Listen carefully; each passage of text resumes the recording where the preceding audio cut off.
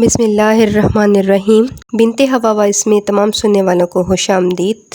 دوستو، آج میں آپ سے شیئر کروں گی ان دو فرشتوں کا واقعہ جنہوں نے انسانی شکل میں اس دنیا میں رہ کر وہ گناہ کیا جس کی سزا ان کو قیامت تک ملتی رہے گی۔ یہ واقعہ حضرت ادریس علیہ السلام کے زمانے کا ہے۔ فرشتوں نے اللہ تعالیٰ سے عرض کی، اے رب کریم، انسان بہت بدکار ہے، اب یہ خلافت کے لائق نہیں، یا تو انہیں معزول کر دیا جائے یا خلیفہ رہیں اور ہم وزیر کا منصب سنبھال لیں۔ اللہ تعالیٰ نے فرمایا، غصہ اور شہوت دو ایسی چیزیں ہیں جو میں نے انسان کو عطا کی ہیں جس کی وجہ سے وہ زیادہ گناہ کرتا ہے۔ فرشتوں نے جواب دیا، اے رب کریم، ہم تو گناہ کے قریب بھی نہ جائیں، ہوا کتنا بھی غصہ اور شہوت ہو۔ اللہ تعالیٰ کا حکم ہوتا ہے، اے فرشتوں، تم اپنی جماعت میں سے پرہیزگار فرشتے نکال لو، ہم انہیں غصہ اور شہوت دے دیں گے، پھر فیصلہ ہو جائے گا کہ تمہاری پرہیزگاری کتنی پختہ ہے۔ اس امتحان کے لیے جن فرشتوں کا انتخاب کیا گیا ان کا نام ہاروت اور ماروت تھا۔ اللہ تعالیٰ نے ان دونوں فرشتوں کو غصہ اور شہوت کی صفت عطا فرما کر بابل کے شہر میں اتار دیا اور فرمایا، تم لوگ اس شہر میں قاضی کے روپ میں رہو گے اور لوگوں کے فیصلے کیا کرو گے اور روزانہ اسم اعظم کے ذریعے آسمان پر آ جایا کرو گے۔ یہ دونوں 1 مہینے تک ایسا ہی کرتے رہے، دن کو لوگوں کے فیصلے سناتے اور رات کو آسمان پر واپس چلے جاتے۔ ان کے عدل و انصاف کا چرچا عام ہوا۔ ایک روز ایک نہایت حسین و جمیل عورت نے، جس کا نام زہرہ تھا، اپنے خاوند کے خلاف مقدمہ لے کر ان کی عدالت میں حاضر ہوئی۔ یہ دونوں فرشتے اسے دیکھتے ہی عاشق ہو گئے اور شہوت کے نشے میں زہرہ سے برے کام کی خواہش کی۔ زہرہ نے کہا، میرا دین کچھ اور ہے اور تمہارا دین کچھ اور۔ میرا شوہر بہت غیرت مند ہے، اسے پتہ چلے گا تو وہ مجھے قتل کر دے گا۔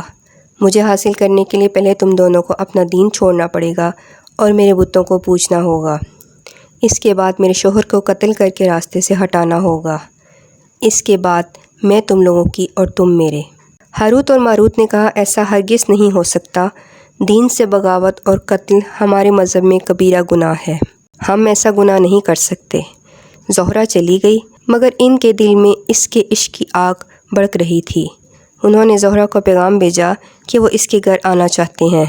زہرہ نے خوش آمدید کہا، چنانچہ دونوں اس کے گھر پہنچ گئے۔ زہرہ نے اپنے آپ کو آراستہ کیا اور ان دونوں سے بولی، یا تو آپ مجھے اسم اعظم سکھا دیں یا بت کو سجدہ کریں، یا پھر میرے شوہر کو قتل کرو یا شراب پی لو۔ دونوں نے مشورہ کیا کہ اسم اعظم اسرار الہی ہے، اس کو ظاہر کرنا جرم ہے، بت پرستی کرنا شرک ہے اور قتل کبیرہ گناہ۔ ایسے کرتے ہیں، شراب پی لیتے ہیں۔ دونوں نے شراب پی لی۔ جب شراب پی کر مست ہو گئے تو زہرہ نے ان سے بتوں کو سجدہ بھی کروا لیا، اپنے شوہر کو قتل بھی اور اسم اعظم بھی پوچھ لیا۔ یہی اسم اعظم پڑھ کر زہرہ اپنی صورت بدل کر آسمان پر پہنچ گئی۔ اللہ تعالیٰ نے اس کی روح کو زہرہ ستارے سے متصل کیا اور اس کی شکل زہرہ ستارے کی طرح ہو گئی۔ جب ہاروت اور ماروت کا نشہ اتر گیا تو وہ اسم اعظم بھول چکے تھے اور اپنے کیے پر نادم اور شرمندہ تھے۔ اللہ تعالیٰ نے فرشتوں سے کہا، انسان میری تجلی سے دور رہتا ہے، اس لیے زیادہ گناہ اس سے سرزد ہوتے ہیں۔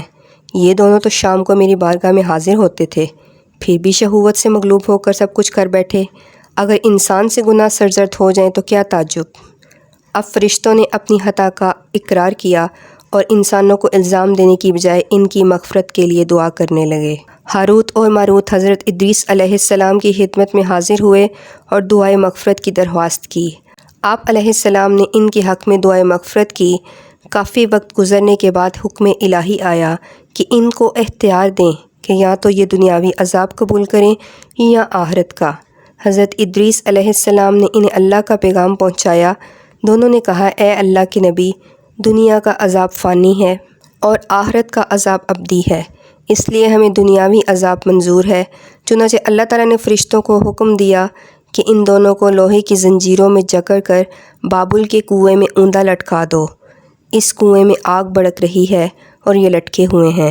فرشتے ہر وقت انہیں کوڑے مارتے ہیں، سخت پیاس سے ان کی زبانیں باہر لٹکی ہوئی ہیں۔ یہ عذاب قیامت تک ایسا ہی شدید رہنے والا ہے۔ تو دوستو، ہاروت اور ماروت گناہ تو کر بیٹھے تھے، لیکن انہوں نے آخرت کے ابدی عذاب کی بجائے دنیا کے فانی عذاب کو ترجیح دی۔ اسی واقعے میں ہم مسلمانوں کے لیے ایک کھلا اشارہ ہے۔ ہمیں چاہیے کہ دنیا میں اپنے گناہوں کی اللہ تعالیٰ سے معافی مانگتے رہیں تاکہ آخرت کے عذاب سے بچ سکیں۔ اللہ تعالیٰ ہم سب کا حامی و ناصر ہو، آمین ثم آمین۔ پیارے دوستو، اگر آپ کو ہماری ویڈیو پسند آئی ہو تو اسے لائک کرنا اور چینل کو سبسکرائب کرنا نہ بھولیے گا۔